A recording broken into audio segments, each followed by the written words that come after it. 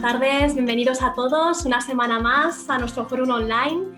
Mi nombre es Sara Infantes, formo parte del equipo de comunicación de Experience Madrid y bueno, encantada de estar otra semana más con vosotros. Inauguramos la semana de actividades culturales junto a la Sociedad Geográfica Española y seguimos maravillosas y ya conocidísimas tertulias mensuales que, bueno, como muchos de vosotros ya sabéis, llevan realizándose muchísimos años, pero tan solo unos meses en este nuevo formato virtual. Y bueno, aunque echamos mucho de menos el calor de esos eventos presenciales, hemos de decir que lo positivo de estas tertulias virtuales es que podemos llegar a un público más amplio y la verdad es que estamos muy contentos porque el interés mostrado es mayor del que esperábamos. Os estáis inscribiendo muchísimas personas y la verdad que queríamos daros las gracias desde aquí y bueno, sobre todo darle las gracias a la Sociedad Geográfica Española y ante todo a Lola Escudero, nuestra maravillosa anfitriona, que ya la tenemos por aquí. Buenas tardes, Lola, ¿qué tal? Hola, buenas tardes. ¿Tal ¿Cómo todo? estás? Bien, bien, aquí. Un mes más, ¿verdad? Ya me voy acostumbrando a esto Sí, de lo ¿verdad? virtual. Ya vas cogiendo el rollito a Ya esto voy de los cogiendo el eventos. rollito, ya que me gusta y todo, ¿eh? Qué bueno. Bueno, este mes nos traéis algo diferente Sí. totalmente a lo que hablábamos el mes pasado de exploradores polares. Es algo que no tiene Sí. nada que ver. No. Ahora hemos dejado el polo, los hielos estos que teníamos por aquí y nos vamos a ir a todo lo contrario, ¿no? A una zona en donde no han visto el hielo y la nieve jamás. Además, vamos a cambiar un poco también de contexto y de escenario porque hasta ahora, bueno, las tertulias que hemos tenido, bueno, había gente, eran exploradores, concretamente la de los polos, había 3 grandes exploradores polares, pero también hablábamos mucho de historia y de otras historias de exploración polar. En este caso estamos muy contentos porque vamos a hablar de una exploración, una expedición actual, que además tiene la virtud o la sorpresa de que se ha realizado en plena COVID, o sea, en plena pandemia. Y dices, qué locos se van en plena pandemia. Estamos hablando de una expedición realizada a finales del 2020 a un territorio virgen, vamos a hablar de Papúa concretamente, no de Papúa Nueva Guinea, sino de la Papúa Indonesia, que es la parte occidental de la isla. Bueno, pues sí, hay locos que todavía se van, dicen, bueno, yo tenía este proyecto y lo voy a realizar con las dificultades añadidas. Pues Además, dime, perdón. nada, simplemente yo deciros que, bueno, seguiré atentamente el evento Vale. entre bambalinas, ¿vale? Recordad a todas las personas que nos estáis viendo que podéis dejar los comentarios que queráis y Sí, preguntas en la parte del chat que está habilitado para ello, sí. porque al final de la charla se reservarán unos minutitos para contestar a estos comentarios y nada, simplemente dártele de nuevo las gracias, Lola, a ti y Vale. a los aventureros locos que tenemos esta tarde. Así que nada, muchas gracias a todos y que disfrutéis mucho de esta aventura. Gracias, Sara. Bueno, pues yo me había puesto a hablar ya directamente, sin dejar a Sara despedirse, pero bueno, sí quería decir que es un poco diferente porque es una expedición en nuestros tiempos y es una expedición además de la que, bueno, es un proyecto que nace de Diego Cortijo, que es un explorador de la Sociedad Geográfica, que es documentalista, es fotógrafo. Y yo digo que en sus ratos libres es policía nacional, pero vamos, que él sobre todo es un aventurero que tiene siempre unos proyectos súper interesantes, descubrimiento de ciudades perdidas, visita a tribus olvidadas, encontrar unos restos arqueológicos sumergidos y siempre ha vertebrado sus expediciones en torno a estas búsquedas. Él nos contará por qué y qué le llevó a Papúa, pero no estará solo, sino que como hizo la expedición también acompañado, pues nos acompañarán los miembros de esa expedición. Tatiana Pankratov es de origen rumano, pero vive en Barcelona, allí trabaja, es fotógrafa, es viajera, es diseñadora de viajes, es una gran amante del 4x4 y ha recorrido un montón de países. Siempre le gustan los países un poco exóticos, por no decir mucho, e incluso recorrer escenarios lo menos conocidos posibles, pues como Turkana en Kenia, o si va a Irán, pues se va a un territorio todavía muy poco descubierto, muy poco conocido, donde viven tribus nómadas. Y siempre pues está mirando el mundo con otra mirada, a pesar de que bueno, lo conoce también como agente de viajes, pues lo conoce por todas sus facetas.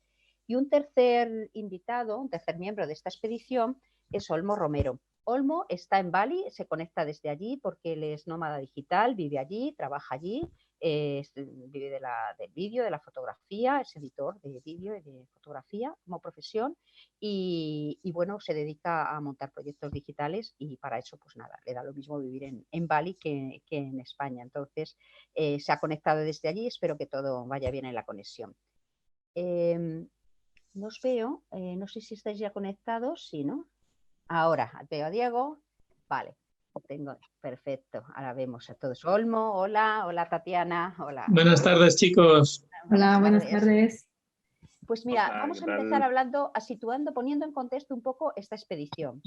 ¿Dónde y por qué? Diego, te voy a dar la palabra y ponnos en el contexto de por qué nace esta expedición, por qué te empeñas en ella con todas las dificultades y luego ya hablaremos de detalles de por qué y cómo se lleva a cabo en tiempos del COVID una expedición de este calibre. Pero bueno, sí, bueno, pues fue una idea tanto de Tatiana como mía inicialmente, ¿no? Que luego lo contamos a nuestro amigo Olmo y no dudó en unirse al equipo.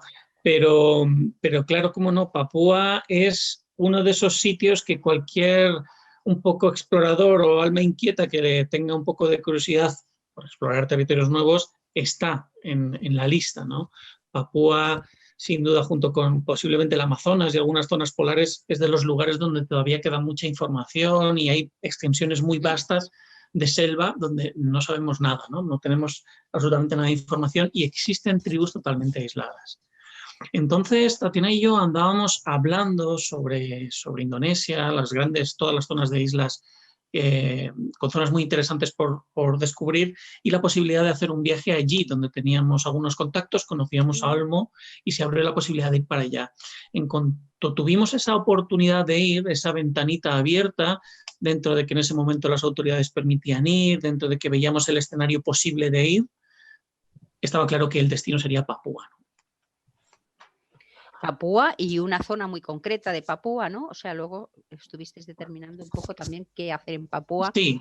Un interés concreto para hacer esta... Efectivamente, dentro de Papúa, como muy bien has dicho, la isla de Nueva Guinea está dividida en dos. La mitad oriental es un país independiente, que es Papúa Nueva Guinea, y la mitad occidental es una provincia de Indonesia que se llama Papúa. Dentro de Indonesia, que es donde se nos iba a permitir el acceso, el nombre que más sonaba en las crónicas, que más se repetía como una zona de la que había muy poquita información y donde precisamente las agencias y los pocos viajes que se operan allí nadie te lleva, es Mamberano. El río Mamberano era una zona que históricamente conocíamos, que aparecía en las crónicas españolas del siglo XVI y que había desaparecido de los mapas, de la información de las crónicas, y que cuando uno preguntaba allí, cuando uno intentaba escarbar acerca de qué rutas establecidas había, directamente no había rutas, no teníamos información. Entonces, ese era el primer aliciente que teníamos para intentar documentar qué era el río Mamberano hoy en el siglo XXI. Desde el año 1545, cuando llega el español vasco Íñigo Ortiz de Retes, que fue el que llega a Nueva Guinea, planta la bandera allí para la corona española, llega a ese río Mamberano. Es cuando tenemos primera constancia de que entonces el río se llama San Agustín, lo bautizan como San Agustín. Y poca información más, con la poca idea de que es un sitio que no hay información, que existen tribus aisladas, que estamos en Papúa, en territorio inexplorado, pues esos fueron los ingredientes que dijeron tenemos que salir para allá. Tatiana, tú dice Diego que fue una idea común. A ti también, ¿cómo se te ocurre? No había sitios, tú siempre buscando sitios donde no haya pisado nadie, ¿no? Bueno, a ver, lo que él decía, ¿no? Papúa está en la cabeza de cualquier aventurero que tenga un poco de interés por la cultura tribal, ¿no? Es uno de los pocos sitios todavía desconocidos y donde todavía puedes encontrar este tipo de culturas para descubrirlas y para poner, digamos, esa información que falta a veces, intentar cubrir nosotros estos huecos, y es uno de los pocos sitios. Es verdad que cuando decidimos ir a Indonesia, estuvimos mirando varios lugares, como Sulawesi, también estuvimos mirando Sumatra, pero ya que íbamos a estar allí, decidimos ir a por todas, ¿no? Y llegar a Papúa, porque realmente Papúa es la provincia más oriental de Indonesia y está bastante lejos Pero ya que íbamos a ir hasta tan lejos, decidimos ya dar el último salto y ir a Papúa. También es verdad que es costoso, es más costoso que los demás lugares, y eso nos echaba un poco para atrás, pero al final decidimos que no, que merecía la pena. Luego hablaremos de detalles de organización de un tipo de expedición como esta. Olmo, tú estás ahí en Bali, que vamos, que nos das una envidia horrorosa, porque lo de Bali ya suena, luego lo mismo estás hecho polvo, pero ya solo suena fantástico. No te creas. No estás mal, ¿no? No, bueno, entonces tú allí, ¿no, conocías ya, habías ido alguna vez a Papúa desde ahí o es la primera vez que ibas? No había ido a Papúa, he viajado por otras islas de Indonesia, pero Papúa era algo que siempre teníamos ahí. Digo teníamos porque unos amigos de aquí, de Bali, y yo, siempre queríamos haber ido a Papúa, ¿no? De hecho, teníamos una idea que era ir en moto de isla en isla y terminar en Papúa, ¿no? Pero claro, evidentemente es un poco difícil en la situación actual, ¿no? Entonces, cuando Tatiana me dice que se viene con Diego y que se quieren ir a Papúa, yo me autoinvito completamente. Les pregunto, pero me autoinvito. Y te harían trabajar algo, digo yo, no solamente de invitado, ¿no? Ya que estabas ahí, ¿no? La parte operativa les podías echar también. Una parte operativa, porque en ese momento, creo que cuando empezamos a hablar de esto, creo recordar que era septiembre, ¿verdad? Sí. En ese momento Indonesia acababa de abrir a ciertos visados para poder entrar a Indonesia, porque el turismo Indonesia lleva cerrado desde que empezó todo el lockdown, igual que en España, pues sobre marzo de 2019. Pero bueno, para ciertos visados sí se podía. Y entonces, en cuanto me dijo Tatiana que estaban pensando en venir para acá, pues les puse en contacto, ¿no? con la parte de inmigración de Indonesia, etcétera, para que pudieran hacer todos los trámites y para que pudieran venir para acá y para que pudiéramos ir todos a explorar Papúa. Me imagino que nos encontraríais muchos turistas, desde luego que no, e incluso muchos viajeros, ¿no? ¿Os encontrasteis a alguien, por cierto? ¿Algún viajero loco también o no? Que va, si es que es un momento, eso es lo bonito también de esta experiencia, ¿no? No encontrarte las islas en un momento donde hay muy poca gente y donde la gente va pues a trabajar, la gente hace pues reportajes en un momento dado, gente como nosotros que iba a documentar una zona, a hacer un pequeño trabajo, pero lo que es el turismo no existía, ¿no? Y esa suerte que pillamos, como dice Olmo, esa ventana donde se abría a la gente extranjera, por lo menos para esos negocios, para trabajos, en ese sentido. Pero eso sobre todo lo encontramos en Bali, en Papúa, éramos los únicos. Ya, sí, me imagino, en Bali todavía están los que se han quedado ahí, como Olmo, ¿no? Que también me comentaba el otro día que hay bastantes españoles donde él vive, o sea que se han quedado ahí unos cuantos. Pero claro, en Papúa me temo que no hay ni ahora ni nunca turistas, pero ahora menos que nunca, o sea que ya sí que no. Porque bueno, infraestructura no hay mucha, incluso... O sea, en la zona que nosotros estuvimos no hay nada. Sí hay infraestructura en otras zonas más en la parte central del Valle de Baliem y el sur. Sí, que es la zona que más se oferta a nivel turístico, pero tampoco es que haya mucha infraestructura. Es un viaje de Papúa, siempre que vas a Papúa es para hacer un viaje totalmente de aventura. Sí. Donde sí hay infraestructura en Papúa como para hacer un viaje turístico es la zona de Raja Ampat, que son las islas para diferentes viajes de buceo, sobre todo. Claro. Sí, pero por lo demás nada. ¿Cuál era, Diego, cuál era el objetivo de la expedición una vez que ya has terminado, que vais allí y tal? ¿Qué objetivos os planteasteis para la expedición? Vamos a conseguir esto, llegar hasta aquí, pues, contactar con tribus, documentar. Efectivamente, pues con la nula información que llevábamos de lo que era el Mamberano, queríamos eso, ¿no? Saber qué era el Mamberano hoy día, saber qué logística hay, qué accesos tiene, qué comunidades viven, si realmente es cierto que todavía existen comunidades aisladas, como habíamos leído y alguien nos decía. Pero claro, hablar de eso desde Europa era muy difícil y sabíamos muy bien que hasta que no pusiéramos el pie allí no íbamos a poder empezar a poner a rodar esa maquinaria de información y de gente, ¿no? Incluso el único contacto que conseguimos hasta que no estuvimos allí sobre el terreno, no se convenció de que realmente íbamos a estar allí y hacer algo, ¿no? O sea, era todo muy etéreo. Entonces, ese era el objetivo, documentar la zona, el río, qué comunidades hay, qué logística tiene y si realmente existían comunidades aisladas y documentar todo lo que pudiéramos su existencia. Y siguiente pregunta, ¿encontrasteis comunidades aisladas o no contactadas? O bueno, todas tienen un cierto contacto con Occidente. Conocimos las comunidades que allí hay y documentamos que por lo menos hay 3, de las que nos hablaron varias comunidades, totalmente aisladas, en aislamiento voluntario. No hicimos contacto con ninguna de ellas. No pudimos llegar exactamente al asentamiento donde está, pues por un tema de logística, un tema de cercanía. Y luego además a mí me gusta dejar muy claro que es un tema muy delicado, el tema de las tribus aisladas. Es un tema que no se puede tomar a la ligera y que hay que establecer un protocolo y ser conscientes de que estas comunidades no tienen inmunidad a muchas enfermedades que nosotros arrastramos y hay que ser muy prudente a la hora de establecer ese contacto.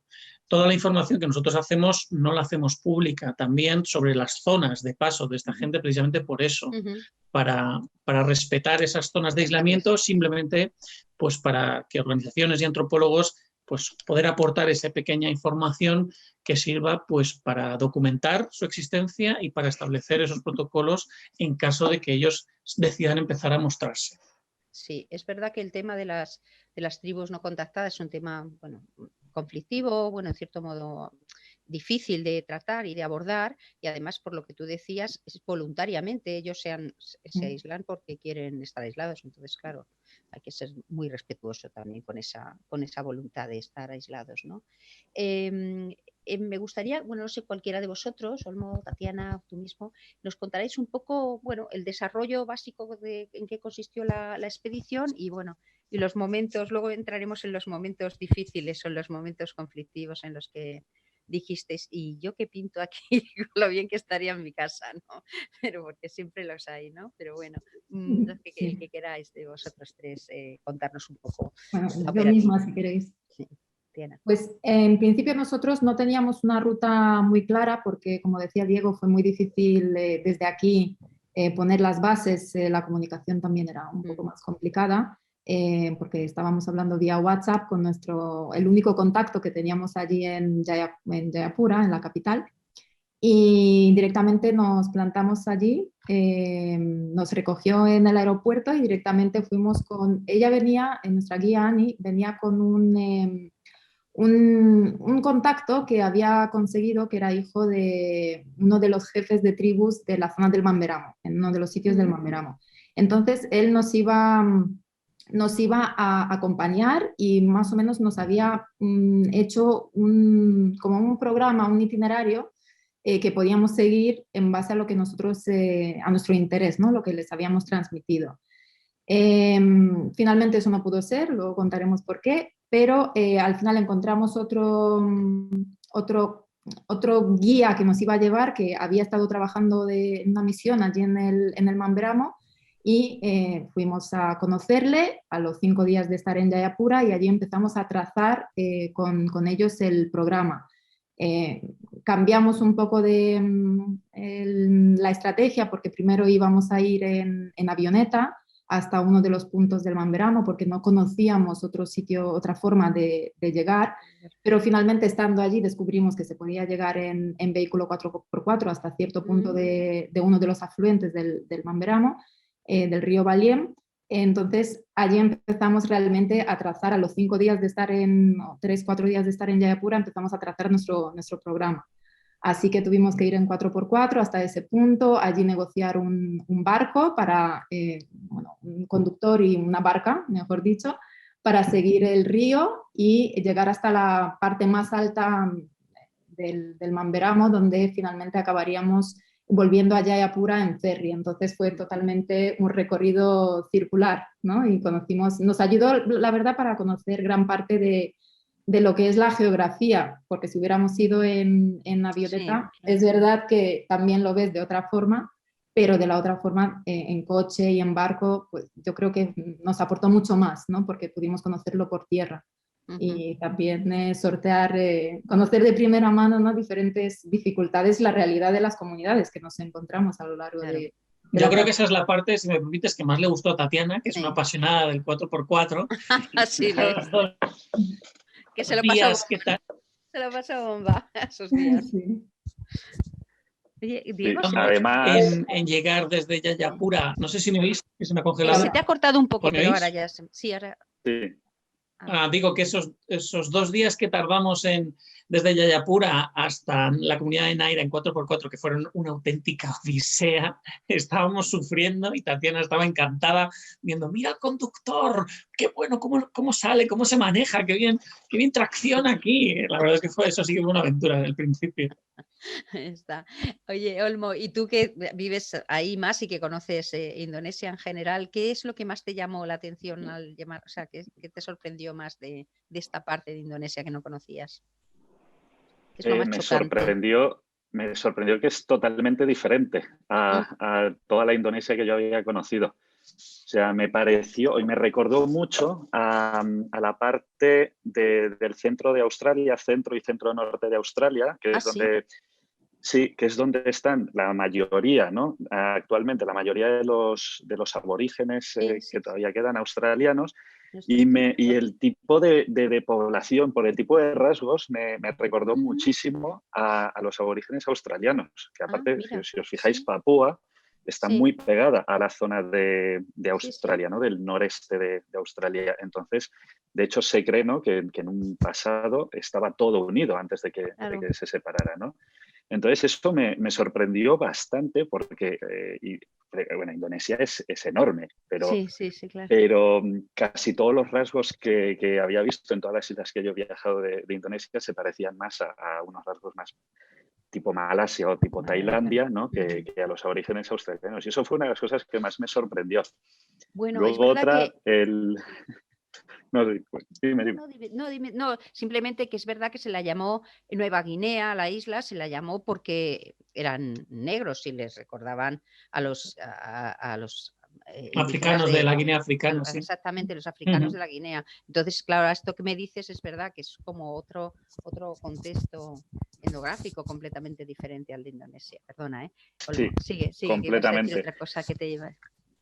No, ahora sí que se ve, por ejemplo, que hay como dos tipos de rasgos, ¿no? más característicos, pero también es porque una de las cosas que está haciendo el gobierno de Indonesia es como llevar a población, ¿no? de la zona occidental, perdón, de Indonesia hacia Papúa, ¿no? Porque, bueno, en Papúa hay un problema con el gobierno de Indonesia por temas de independencia, y entonces pues lo que quieren hacer es ir atrayendo, ¿no?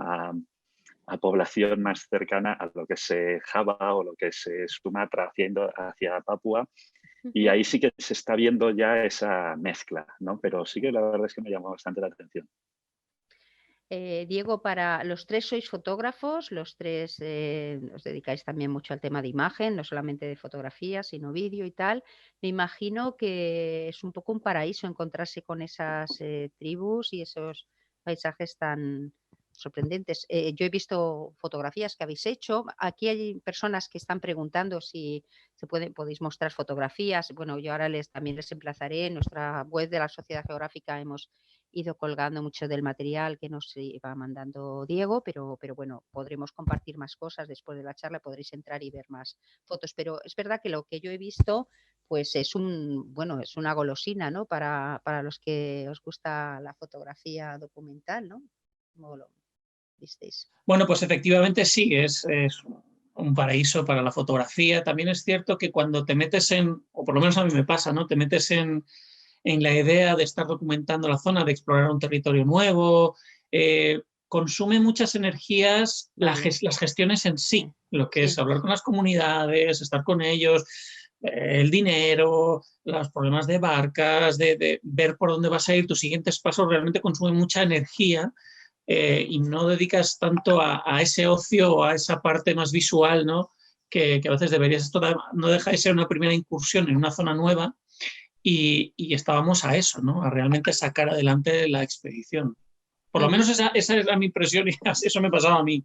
Sí, pero luego creo que nos ha pasado a todos eso. De hecho, hubo algunos capítulos en nuestra historia donde donde en un día prácticamente no sacamos ninguna cámara ni ningún móvil porque, o sea, la situación a lo mejor estaba en un momento de tensión o estaba en un momento de disfrute y simplemente queríamos estar disfrutando y ya está. No queríamos estar ahí grabando. O sea, que el objetivo es que, bueno, Diego, sobre todo en otros proyectos que ha hecho, bueno, su objetivo también ha hecho unos programas muy interesantes para televisión, o sea, que eso vas como con otra visión cuando haces una expedición ya para grabar un programa concreto que estás ya pensando en eso, no solamente en lo que, o sea, que en este caso no os lo habíais planteado así, sino simplemente el explorar y ver por dónde iba la cosa, ¿no? Aquí habéis sacado varios temas. Un momento álgido de la expedición o varios momentos álgidos, ¿cuáles han sido? ¿Cuáles han sido esos momentos? ¿O difíciles o simplemente tú decías disfrute total? O sea, las dos cosas pueden ser, ¿no?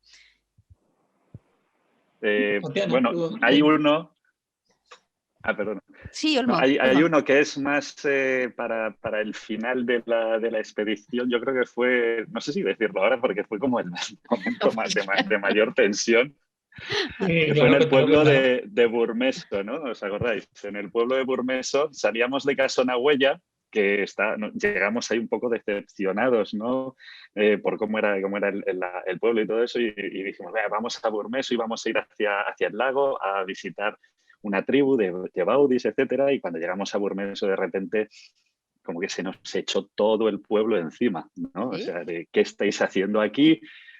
Había un hombre de inteligencia que nos iba a llevar al lago, que nos quería cobrar muchísimo. Luego de repente los del pueblo dijeron que no, que nos llevaban ellos. Creo que era una lucha de ver quién se llevaba nuestro dinero, básicamente por llevarnos al lago. Y nosotros estábamos ahí en mitad, en un momento de mucha tensión, ¿no? Y os aseguro, yo, por ejemplo, en ese momento no quise grabar absolutamente nada. Pero, por ejemplo, Tatiana estaba grabando así de Strangis. No, a ver, yo estaba grabando porque realmente no sabía lo que estaba pasando. Yo llegué como en la mitad del conflicto, ¿no? Pero sí es verdad que ese momento fue el de mayor tensión, pero yo creo que el de mayor tensión real, porque sí que hemos tenido varios momentos así durante la expedición, pero ese fue real y básicamente para mí fue real porque le miré la cara a la guía y me dijo, por favor, vámonos de aquí. Y cuando ya dijo ella eso, dije, esto tiene que, algo anda mal, algo no va bien. Oye, no, os iba a hacer la pregunta hasta que ya me la estás contestando. Vosotros viajabais acompañados con una guía, con un intérprete, ¿no? Que os hiciera, porque me imagino que para... Sí, es la persona, nosotros viajamos con una guía, la persona que contactamos desde aquí, y allí ella ya había formado un equipo con porteadores, teníamos 2 porteadores y la persona que era como el contacto en el Mamberamo, que había trabajado en las misiones y tenía algunos conocidos, ¿no? Habían pasado como 18 años desde que había estado en el Mamberamo, no había vuelto desde hacía 18 años y la verdad es que nos extrañamos porque en algunos sitios le recordaban todavía, porque lo dudaba. Bueno, es que no debe pasar mucha gente por allí, o sea, que a lo mejor te acuerdas de... Sí, y la verdad es que eso estuvo muy bien, tener gente que por lo menos conociera algo la zona. Fue muy complicado encontrar personas dentro de Papúa que conocieran esta zona. Claro. O sea, fue lo más complicado. Y hablar con ellos, me imagino que hay muchos dialectos, o sea, que según la zona que vayáis pasando, no será más fácil. Es que en Papúa hay, lo hemos comentado varias veces, en Papúa hay muchísimas lenguas diferentes. Sí. Hay como más de 240 lenguas diferentes, entonces cada comunidad, cada tribu tiene su propia lengua. O sea, que ni siquiera entre ellos se entienden, vamos. Claro, pero a nivel general hablan Bahasa Indonesia y la guía podía comunicarse con ellos, pero había zonas, por ejemplo, una de las personas Baudi que conocimos no se podían comunicar con ellos para nada porque ella no hablaba Bahasa Indonesia y solo hablaba su lengua. Entonces, en ese pueblo había también personas de Java, otros Baudis, otras personas de Casonagüella o Burmeso que hablaban otras lenguas y ninguna era la de esta persona. Entonces, era muy complicado comunicarse ellos mismos con ella y vivían en el mismo poblado. Sí, sí. ¿Y con Pero sí, Os iba a preguntar, ¿qué conflictos? Porque, vamos, yo lo poco que he leído de ahí, sí que alguno lo habéis mencionado, hay problemas de independentismo respecto a Indonesia, bueno, no sé, es una zona tranquila, no es tranquila, y luego también hay otros problemas que he visto documentándome un poco, que sobre todo hay unos problemas medioambientales, ¿no? De amenazas medioambientales, pues me imagino de intereses económicos que estén. ¿Esto lo palpáis? ¿Habéis podido...? Sí, esto lo notamos, se nota ahora menos, pero sí que hace años se tuvieron bastantes conflictos militares justamente por esto que comentabas, ¿no? Por un lado, entre la soberanía de la provincia de Papúa, que desde los años 60, cuando Papúa fue devuelta a Indonesia, empezó todo este movimiento Free West Papua que se llama allí, y vivieron momentos muy complicados, con conflictos militares, y está bastante perseguido. Hace años tuvieron muchos problemas, pero ahora no hay tanto, pero sí que se nota mucho la tensión, ¿no? Pero está bastante perseguido y se ha convertido en un tema tabú. De hecho, nosotros no podíamos ni mencionar nada, ni preguntar, porque a lo mejor pensaban que podíamos ser periodistas o sacar algún tipo de información. Y por otro lado, es verdad que a nivel medioambiental, en Papúa hasta recientemente nadie tenía ningún interés hasta que se descubrieron que tiene un gran potencial mineral en oro.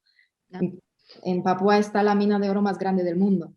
Entonces, a raíz de eso, empezaron grandes potencias mundiales a entrar, a querer estar allí. Y claro, la zona está muy militarizada también por eso. Claro. Y hay muchos conflictos. Había un proyecto de un embalse y de una central hidroeléctrica en el Mar Verano, sí, pero creo que eso ya no se ha hecho. No, lo echaron para atrás porque eso amenazaba así la biodiversidad también en la zona de las montañas Foja, que estuvimos en la entrada, y también las comunidades, las tribus que vivían allí. Podía quedar todo inundado. Entonces eso, por suerte, por ahora no está en pie. Hay una cosa que me gustaría añadir a lo que dice Tatiana sobre este tema de explotación minera. Muchas veces cuando nosotros llegábamos a alguna de estas aldeas, la primera pregunta es, ¿qué hacen estos tres blancos aquí? Claro.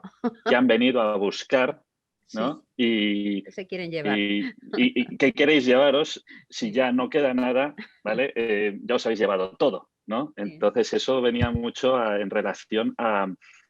Pues aquí han venido muchas empresas, tanto indonesias como empresas de fuera de Indonesia, a explotar muchísimo los recursos naturales de Papúa, ¿no? Y evidentemente, como pasa prácticamente siempre, a la gente local, a la gente de allí, no le queda absolutamente nada, ¿no? Y entonces uno de los miedos, incluso de los rechazos hacia nosotros cuando llegábamos a alguna aldea, era qué queríamos ahí. Y nosotros básicamente lo único que queríamos era documentar, ¿no? Lo que veíamos. Pero claro, ahora esto explícaselo a alguien a quien le han quitado todo, ¿no?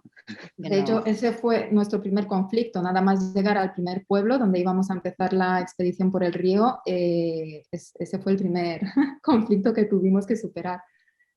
Porque no intentaron explicarnos, pero de una forma bastante agresiva, el problema que tenían, ¿no? El descontento que tenían con el gobierno y que ellos no ven el retorno de toda esa explotación que se hace de sus tierras. Y bueno, tuvimos allí una hora un poco complicada, pero al final se calmaron las cosas. Pero sí, es lo que todos intentan explicar. Claro.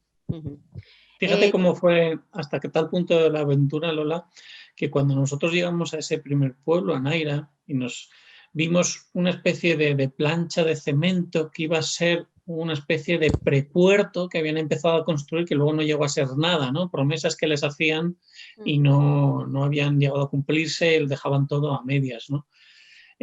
Nosotros nos plantamos allí sin saber dónde llegábamos, con la idea de que íbamos a poder explorar el río en alguna embarcación que nos habían dicho que alguien tendría, y nos encontrábamos que solo había un bote y un motor que pertenecía o estaba en otro sitio. Tuvimos que armar en ese momento el bote que durante los siguientes días iba a ser nuestra embarcación.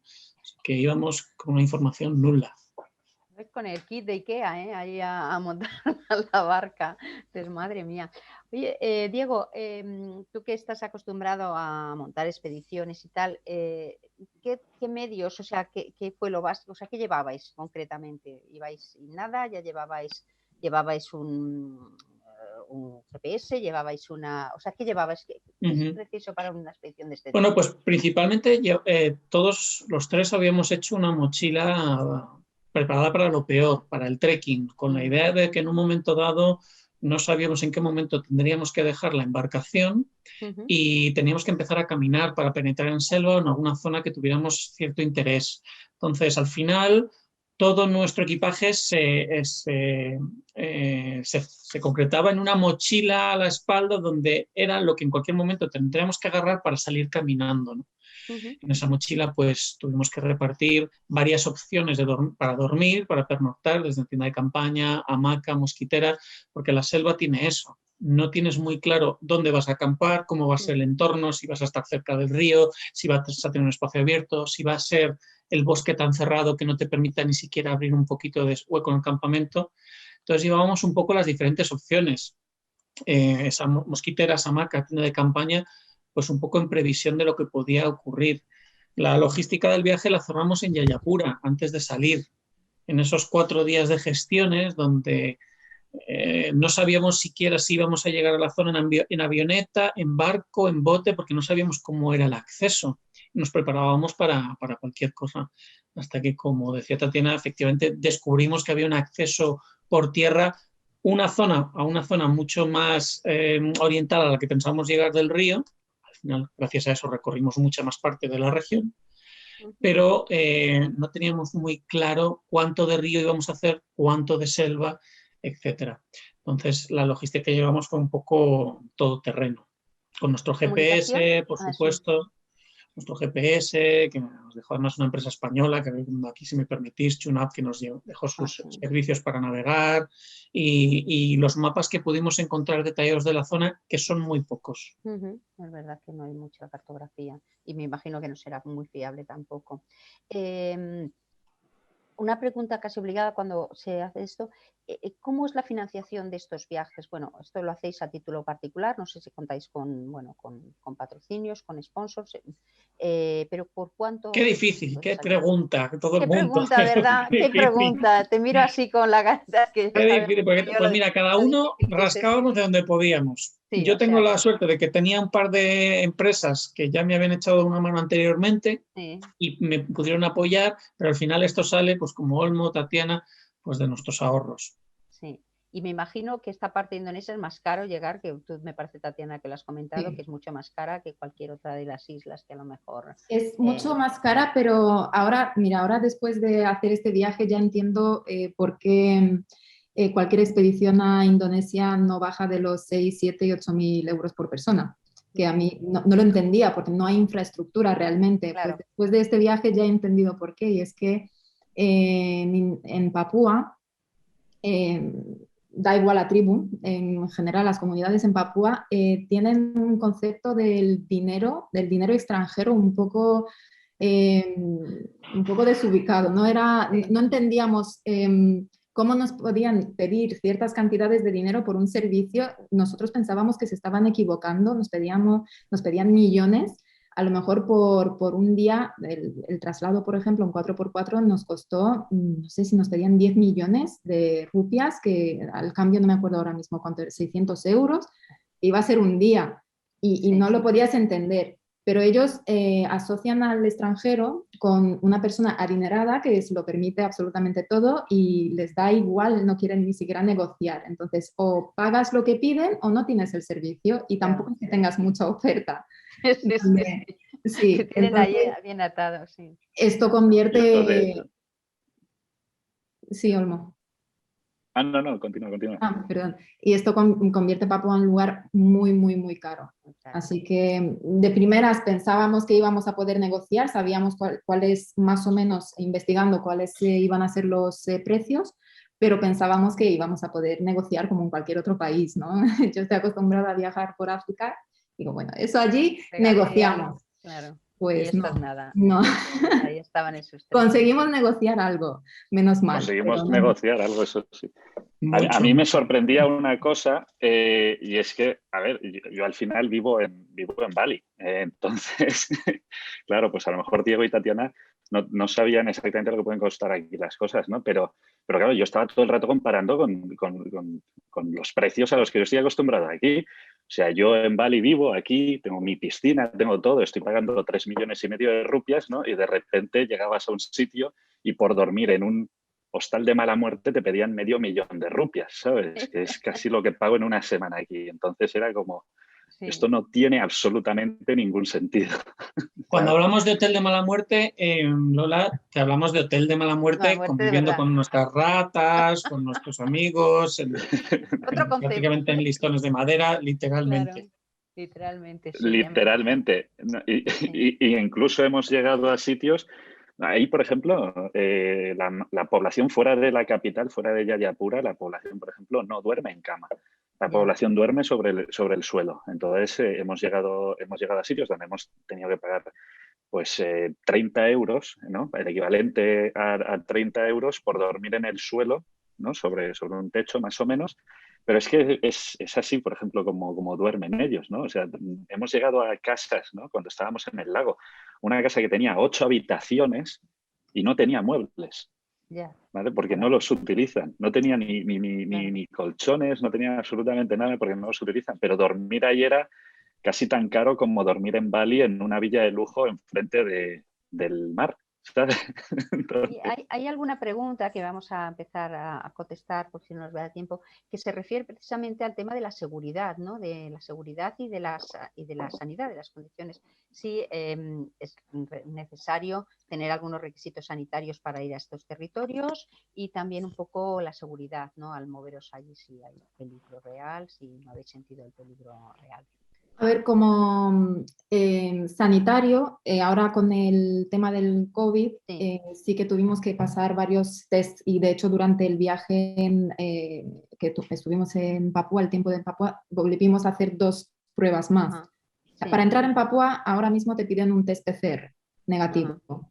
Para estar en el Mamberamo, para salir del Mamberamo, regresar a Jayapura, tienes que hacerte otro test y para salir de Papúa te tienes que hacer otro test. Entonces nosotros allí hicimos 2 tests. Pero fuera de la época del COVID, realmente hay un poco peligro de malaria. Entonces tienes que ir con... Nosotros no tomamos Malarone, pero sí que compramos en Jayapura, compramos, no me acuerdo el nombre de las pastillas, que eran unas pastillas diferentes, parecidas al Malarone. Pero no te piden fiebre amarilla, por ejemplo, no hace falta. Y como seguridad a nivel personal como extranjero, la verdad es que no tuvimos ningún problema. Sí que habíamos leído en alguna tribu caníbal historias, ¿no? Pero nosotros no vivimos nada de eso. Yo sí que había leído que en 2013 un extranjero tuvo un problema en una playa en el norte, en las playas del norte al lado de Jayapura, pero fue realmente otro tema a nivel político de algo que estaba pasando en ese momento. Pero por lo demás, como visitante no es inseguro. Diego, preguntan también cuántas etnias visitasteis y si son todas las etnias animistas.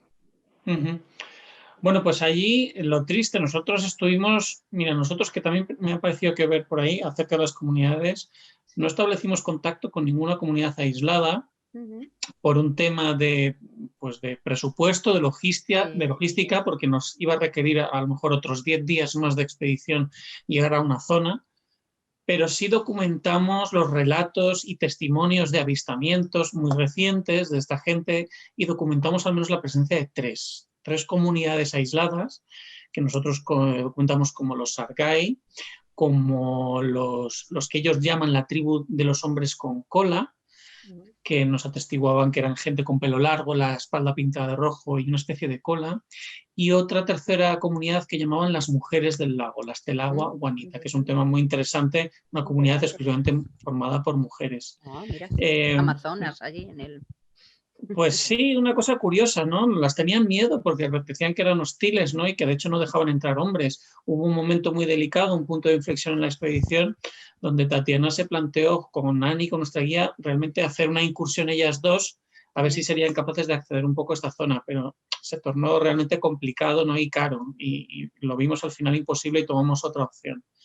Así que el reportaje al final por lo menos documentamos la existencia y los relatos de la presencia de estas tres comunidades. Animistas, pues mira, desgraciadamente nos encontramos con una cosa que pasa mucho, y es que en algunas comunidades ni siquiera había un sincretismo con la presencia de las religiones monoteístas. Directamente, cuando habían llegado los misioneros en los años 70, Indonesia en general tiene una influencia musulmana enorme, ¿no? Pero en el caso concreto de Papúa, la principal influencia es cristiana por los misioneros que han llegado. Y entonces había comunidades que directamente cuando empezamos a rascar, como en los Baudi, un poco acerca de su tradición y de su origen, se habían olvidado prácticamente de sus cultos y rituales y habían adoptado todos los cristianos, ¿no? Todo la religión cristiana, tenían su pequeña iglesia y eso fue un poco una decepción encontrarnos con esto. Efectivamente, la tradición animista y el culto a los cerros, como es la cordillera de Foja, pues tiene un carácter todavía sagrado, ¿no? Esa cordillera de Foja, uno de los lugares donde todavía se hacen expediciones de biólogos que van allí a documentar, cada vez que van encuentran nuevas especies, ¿no? Para ellos es un territorio totalmente sagrado. Sí, eso es otro tema que no hemos tocado, el tema de la biodiversidad, que por un lado está todo el tema de la diversidad etnográfica, pero también la biodiversidad, ¿no? Que me imagino que es un mundo para expertos. Como los casuarios que preguntan por aquí, creo que vimos efectivamente casuarios, curiosísima, ¿verdad? Y ave del paraíso también, que es endémica de Papúa. Sí. Son necesarias precauciones en el baño, en los ríos, en las playas, por la posible presencia de cocodrilos de agua salada o tiburones o medusas. Preguntan. Cocodrilo de Papúa. Sí, cocodrilo de agua salada, pones, es un cocodrilo especial. Una pregunta que han hecho varios. ¿Cuántos días? Porque no hemos hablado de cuántos días estuvisteis de viaje, bueno, desde que... Un par de semanas. Un par de semanas, ¿no? 15 días en total, sí, desde Jaipura hasta regresar y volver a salir. Bueno. ¿Cuál es el mejor recuerdo que os lleváis? A ver, muy rápidamente, porque nos queda ya poco tiempo. ¿Cuál es el mejor recuerdo que os lleváis cada uno de vosotros de esta expedición? Sobre todo con respecto a otras que habéis hecho cada uno de vosotros. Diego. Pues yo la gente, como siempre. Sí. Pues la gente que conoces, al final, Ola, puedes llegar a la montaña más alta, puedes encontrar lo que sea, que yo con lo que me quedo es con la gente, pues con Olmo, con Tatiana, con la gente que he conocido en Bali, con Ani, con nuestra guía, con las comunidades que nos abren las puertas. Yo creo que el factor humano siempre es lo que perdura y lo que te llevas, y sin duda yo es lo que me llevo. Creo haber leído que en algún momento os encontrasteis con algún español o una española, o me lo he inventado. Sí. Tuvimos un contacto con una española que está en Sentani, que es la ciudad donde está el aeropuerto de Papúa. Y realmente ella fue de gran ayuda también porque nos mantenía informados en todo momento sobre la situación sanitaria, también normas, las restricciones que tenían en cada momento. Y ella es una vasca que trabaja como piloto en una de las aerolíneas que he visto por allí una pregunta de avionetas de las misiones cristianas. Ella trabaja con en una aerolínea concertada que coopera con estas misiones y dan soporte a las comunidades más alejadas. Y fue una persona muy interesante de conocer también. Y nuestro salvavidas, ¿no? Con nuestro teléfono satélite era el contacto primero que estaba en caso de que tuviéramos un problema que nos iba a venir a buscar en avioneta. Sí, eso es importante, tener la vía de salida. Olmo, ¿tú qué te quedas? Para mí ha sido la experiencia en general, ha sido todo, porque ha sido completamente nueva. O sea, este tipo de expedición no la había vivido nunca y nada, ha sido todo el conjunto, lo bueno y lo malo, todo. Te veo ahora ya loco por ahí por todas las islas haciendo expediciones. Tú que estás ahí, que todavía... Esa es la idea. Esa es la Sí, esa es idea. la idea. Lo que pasa Mira es qué que ahora está todavía un poco difícil la cosa para viajar. Se ha puesto otra vez difícil. Otra vez, ¿no? Ha vuelto otra vez a las restricciones. A restringir un poco, sí. Sí. La comida. Aquí es una pregunta. Esta siempre les gusta a la gente. ¿Qué comíais? ¿Cómo comía? Y ahora empezáis a decir eso de un bicho raro. ¿Qué tal? No. O la comida. Arroz. ¿Qué llevabais? ¿Arroz? ¿Arroz? Te aseguro que yo cuando volví a Bali no pude probar el arroz en 2 semanas. O sea, Arroz me con dediqué arroz, ¿no? a comer comida occidental todo el rato. No llevabais nada ibais sobre la marcha comiendo, o llevabais algo de reservas. Sí, nuestra guía había comprado, ella era la cocinera realmente, nos preparaba las comidas y había comprado parte de las provisiones antes de salir de viaje y en las comunidades, en los sitios que tuvieran alguna tienda, e incluso entre las propias familias que van conociendo, van comprando plátanos, arroz también. Y a lo largo del viaje también iba consiguiendo diferentes provisiones y preparaba la comida, pero básicamente era eso, arroz, tomate muy picante. Tomate. Muy pescado picante, del río. Pescado. Sí, pescado, sardinas, pollo de vez en cuando y huevos. Eso es lo que comen ellos, básicamente, imagino, la comida local, no hay ninguna... Y luego tienen una cosa que nos invitaron una noche en Burmeso, después de todo ese conflicto que tuvimos, nos invitaron a dormir y a cenar con uno de los jefes de una tribu y nos dieron como una especie de comida tradicional que tienen ellos que hacen con el almidón que sacan del sagu, que es como una palmera.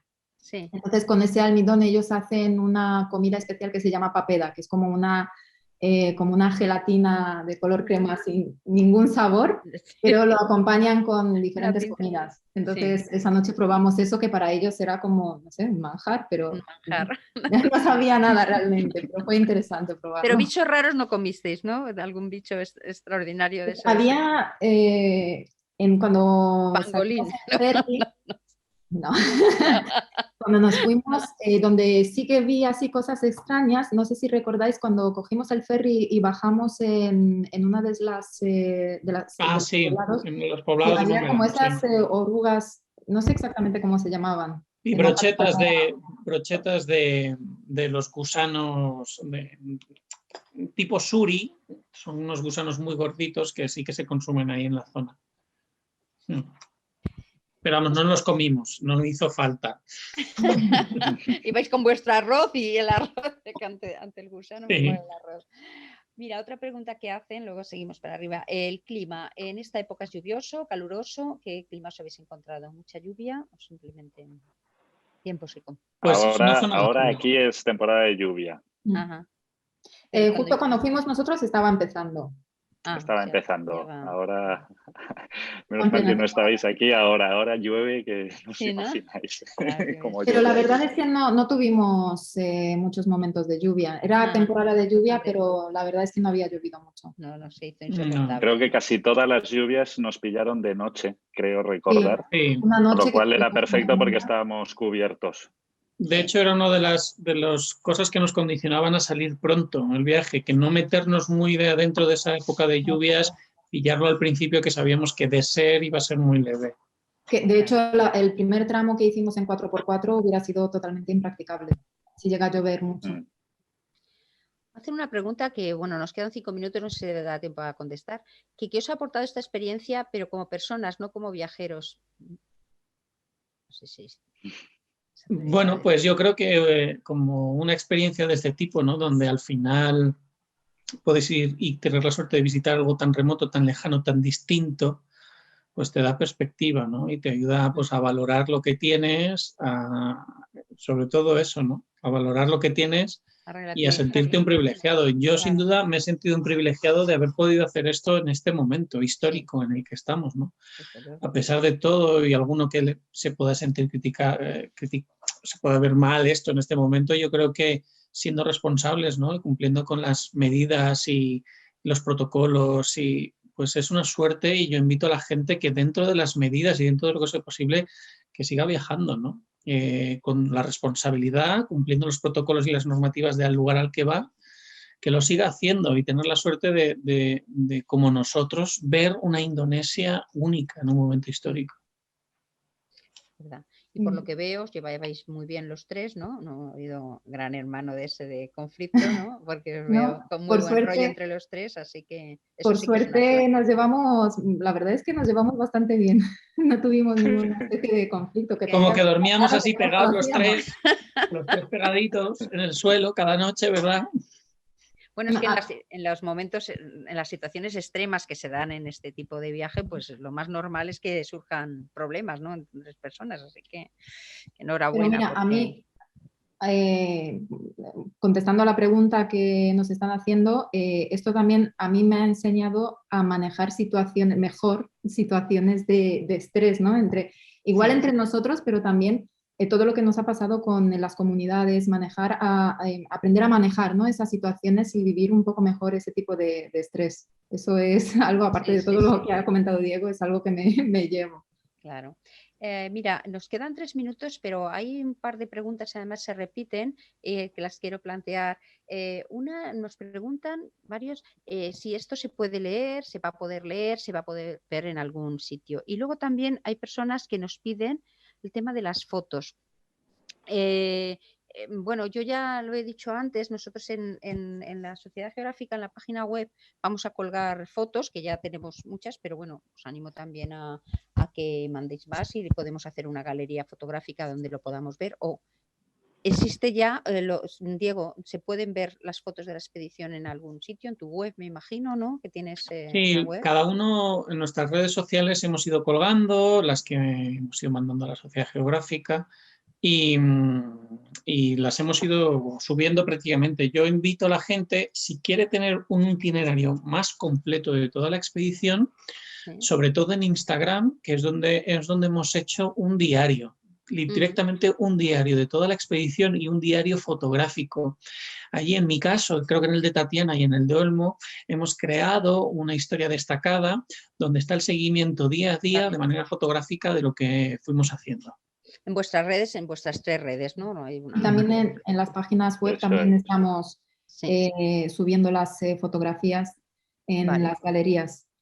Pondremos los enlaces también en la web de la Sociedad Geográfica para que no quiera buscarlo pueda encontrar esas webs. Y luego se podrá ver y se podrá leer en vuestro trabajo en algún sitio. ¿Tenéis pensado el hacer algo especial o bueno, es el principio de un proyecto?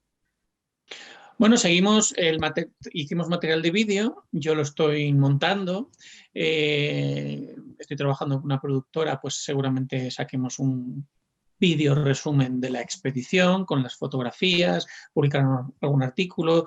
Yo acabo de publicar en el Confidencial un pequeño artículo sobre Bali, sobre el tema de las peleas de gallos en Bali, pero sobre la expedición... sobre todo estamos con el material de foto y de vídeo. Sí que estoy haciendo un pequeño informe que pasaré a alguna organización, principalmente con el tema de las comunidades aisladas. Y en esas andamos, sacando el material como podemos. Bueno, pues hemos llegado al final, pero no me resisto a poner aquí una pregunta que me hace mucha gracia de Nieves Martín. Dice, si todo era tan carísimo, dabais tanto dinero ahí, ¿qué hacen después las tribus con ese dinero teniendo en cuenta que no creen que no habrá muchos sitios donde gastarlo? Esa misma pregunta la hacía yo todo el tiempo durante el viaje, porque además se lo preguntaba directamente a ellos, ¿qué hacéis con el dinero si no tenéis dónde gastarlo? O sea, cuando ya me ponía a negociar llegaba un momento que no aguantaba más, ¿no? Y se lo preguntaba directamente. Y lo que nos comentaba la guía, que nos pareció un poco extraño, es que tienen ellos un grave problema de alcoholismo. Y lo que hacen es irse a Yakarta a gastar todo ese dinero en juego y en bebida, en fiesta, y luego regresar. Entonces, era la explicación que nos daba la guía, porque evidentemente... Esa es la otra zona... cara de estas comunidades muchas veces, Sí. como pasa con los aborígenes australianos, que todo parece También- muy chico, pero luego tienen esta otra cara. También hay que decir que es verdad que la zona donde nosotros íbamos era cara de por sí. Los suministros, la gasolina y todo era muy caro. Nosotros, según nos íbamos penetrando en selva, el precio de la gasolina iba subiendo.